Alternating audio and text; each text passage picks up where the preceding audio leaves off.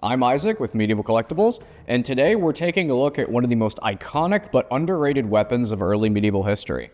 We'll be deep diving into the Viking Chieftain Seax by Cold Steel. But before we start, what exactly is the Seax?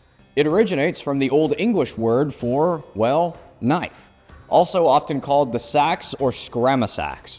While the Seax is commonly associated with Viking culture, its true origins might surprise you. The sources I will be citing in this video come from the well-researched article known as The Evolution of Scandinavian Long Knives at Project Forlog.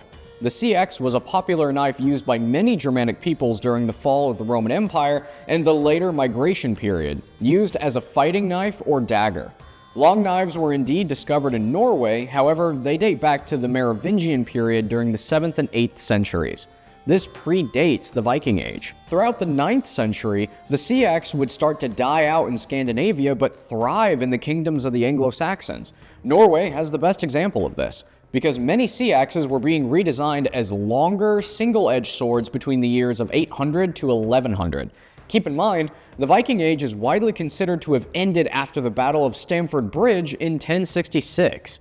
While it does have its origins in battle, the Seax's use as a viable combat knife declined during the 9th century until it effectively died out in the 11th.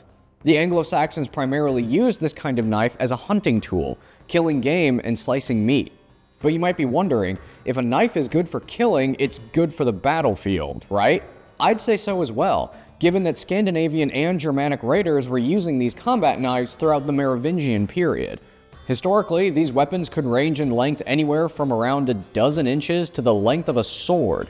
As I mentioned before, long single-edged swords forged in the Seax style were commonly found in Norway. This one is nearly 20 inches long with a 0.2-inch thick blade at its widest point, making it a formidable asset to your kit. Since we're already talking about length, let's go ahead and get down to the other details of this weapon. First up, the blade. This blade is made of 1055 high carbon steel, which is a great choice for sturdy, functional weapons. It's single-edged, and the blade has a spine that drops dramatically to the cutting edge, called a broken back blade. It has a hard spring temper and a polished finish. Sharp and wide with a tapering point, it's very versatile, whether used as an offhand self-defense weapon or for campsite tasks. This broken back blade is often associated with Vikings, but it was far more prevalent among the Anglo-Saxons. Next up is the hilt.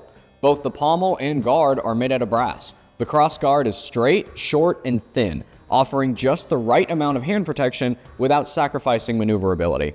The Brazil nut-shaped pommel then provides a counterbalance against the large blade. The full-tang weapon is peened past the pommel.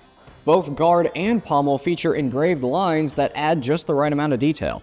Now between that, the scales of the grip are made of Malaysian saw wood and given a dark brown finish and a carved knotwork texture for a more secure hold. Finally, this Viking Seax comes with a matching scabbard for wearing it on your belt.